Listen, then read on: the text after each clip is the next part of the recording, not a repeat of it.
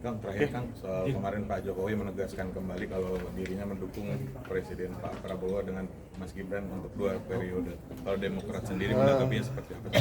Masih banyak tantangan yang harus kita hadapi bersama, baik itu politik, ekonomi, sosial, yang tentu ini tidak ringan.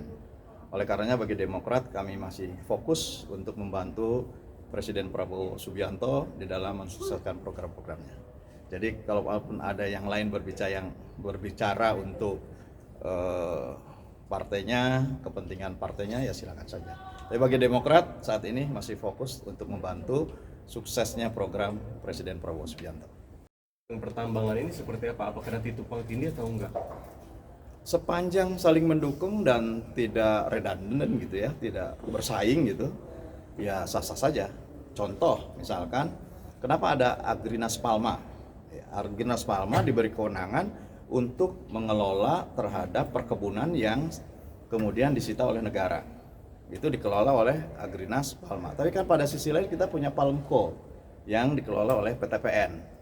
Nah, sepanjang saling mendukung dan ini memperbesar ruang untuk negara menguasai hajat hidup rakyat, itu kan semakin baik.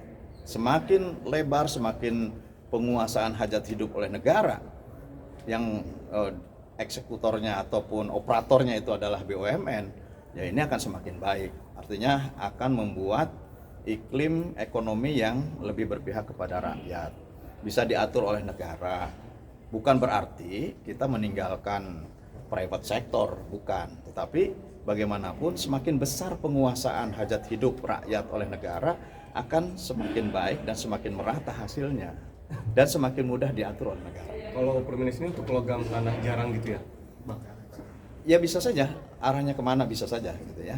Karena kita kan memang banyak melahirkan juga sekarang BUMN baru. Agrinas Palma mengelola perkebunan minyak sawit gitu.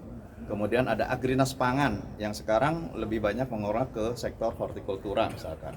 Ada Agrinas Perikanan yang juga terorientasi kepada yang lain. Pada sisi lain kan sudah ada BUMN juga, Perindo misalkan. Kalau di pertanian kan sudah ada SHS dan lain sebagainya. Ini yang tentu negara bisa mengatur supaya tidak tabrakan, tidak bersaing, tapi kemudian saling memenuhi terhadap celah-celah kebutuhan yang selama ini mungkin menjadi kesulitan negara di dalam memberikan program terbaiknya dalam memberikan pemerintahan kepada rakyat. Jadi saya kira sepanjang, dan saya yakin betul Presiden Prabowo Subianto akan melahirkan program-program yang betul-betul berorientasi kepada rakyat dan sudah diperhitungkan supaya betul-betul kelahiran berbagai lembaga ini tentu bukan tumpang tindih tetapi saling mengisi terhadap yang selama ini dianggap sebagai bagian dari kelemahan.